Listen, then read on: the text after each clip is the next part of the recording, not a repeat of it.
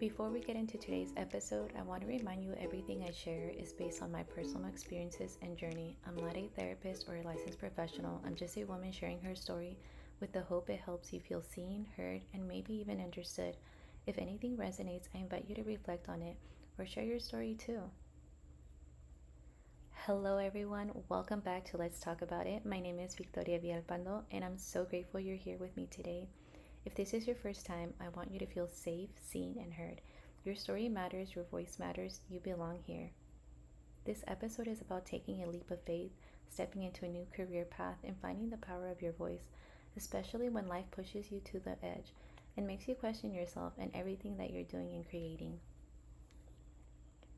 Before I started my cleaning business full time, I was working in I was working in an optometrist office. I was also helping my mom with her cleaning business, not fully completely there, but just here and there, especially whenever I could. I remember how challenging it became to continue working for companies. If you're a parent, especially a single parent, you know the struggle. If one kid gets sick, then comes the next, and then the other one. I always had to ask people if they could give my kids rides to their doctor's appointments, pick them up from school, drop them off, go pick up their medicine. And honestly, you guys, that just became a hassle. And sometimes it just felt embarrassing because I felt like I was all over the place. And then there was times, of course, that I completely missed work. I remember there was days that I would get so anxious because I would think to myself, oh my goodness, today's the day that they're going to fire me, they're going to let me go. There was that always that constant nudge. And honestly, you guys, if you're going through that, I hope that this helps you guys find your voice and the strength, because no job is worth you ever having to feel like, am I going to lose my job today? Of course, we need the work, we need money and everything, but your kids, your family, you guys, that right there is more important than anything in this world. Most companies didn't understand that, which I get it. They're running a business, but I refuse to let anyone tell me I couldn't prioritize my kids' well being, whether that was a doctor's appointment or surgery or special milestones in their life. Those days are etched in my memory. When COVID hit, my mom got really sick. Our family suggested that I take over her cleaning clients to help her and help myself. I did this for a few years, but then COVID hit and caused me to lose 90% of my clients. My mom was in the hospital for nearly 2 weeks. My mom's illness was serious. She stayed with me after just to recover, and we thought we might lose her. I couldn't imagine life without her. Even though I know death is part of life, I wasn't ready to let her go. I was barely getting to know her. Till this day, we are building a bond, a relationship. I appreciate her more and more each day. I'm getting to understand her better, as well as seeing her not just as my mother, but a woman that's learning to live life for the first time, too. Thankfully, she recovered, but financially, I was in a crisis.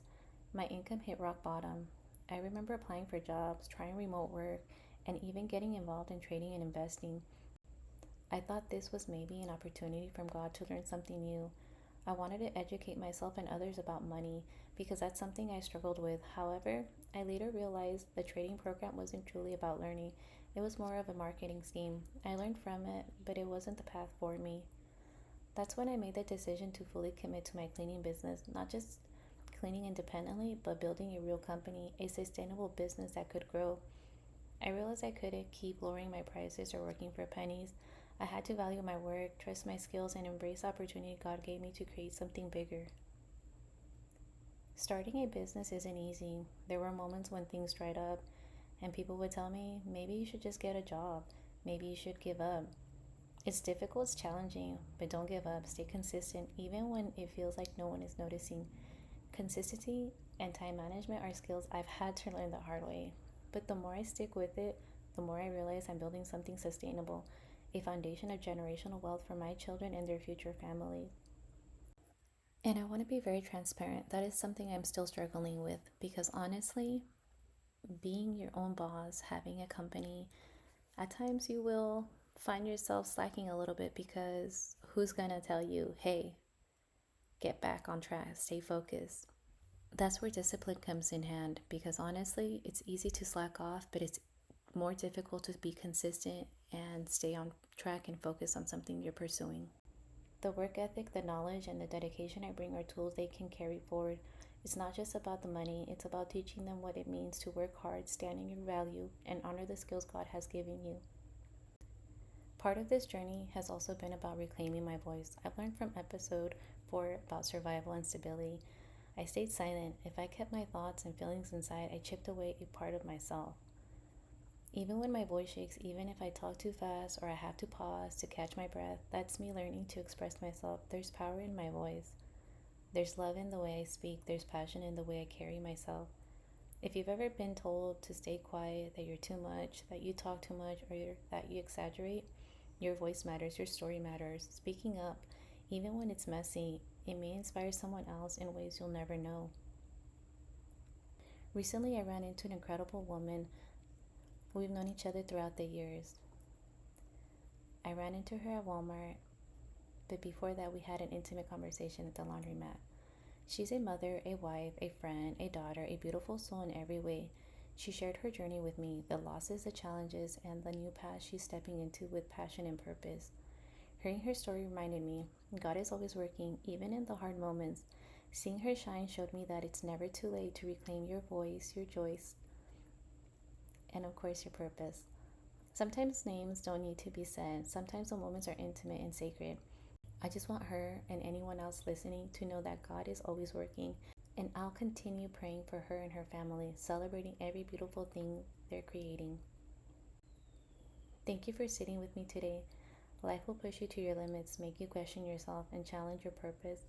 But even in those moments, your voice, your story, and your journey matter. If anything I shared today resonates, I want to hear your story. Email me or message me on Instagram. Your story could be the breakthrough someone else needs and has been praying for.